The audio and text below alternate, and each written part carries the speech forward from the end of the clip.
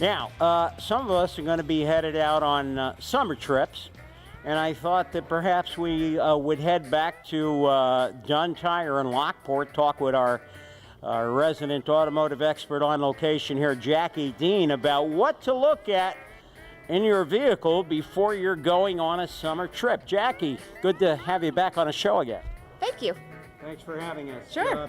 So, talk to us about what you need to look at before you head out on a summer trip with your vehicle.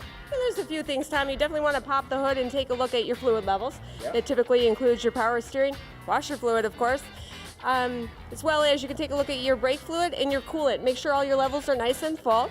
Yeah. Do a quick inspection of your coolant hoses. You're going to want to make sure they're nice and firm. Any flexibility might lead to some failure along your trip.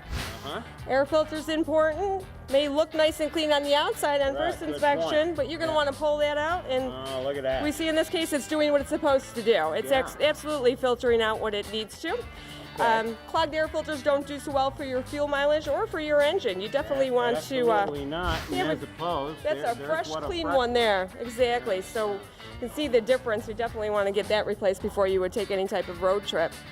Serpentine belt, I So, know yeah. is something you want to keep an eye on. Definitely. You want to inspect that to see how the cracking is. Minimal cracking is somewhat okay, but when you see more than 3 cracks per inch, that's a good indication that you want to replace that one.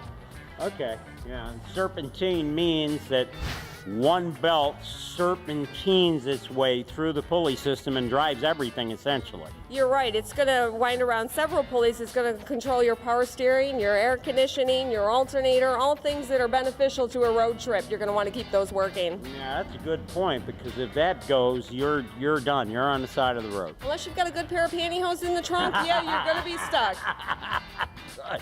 Good point. All right, anything else we need to take a look Let's at? take a look at those battery terminals. Make sure there's no corrosion buildup there. Other things that could leave you sitting on the side of the road, you'd want to take a look at that. Make sure you don't see any white residue that we call corrosion, anything that would hinder a good contact or cause the battery to drain prematurely. And then take a look at the brakes in the front end, and I guess you're ready to rock. Don't forget your tire pressures and your tread depths. Definitely want to take a look at those too. Again, ensure a safe trip. So, you know, the urban legend is you take the Lincoln penny and you put it down inside of your tread depth, and it should tell you whether or not the tire is safe or not.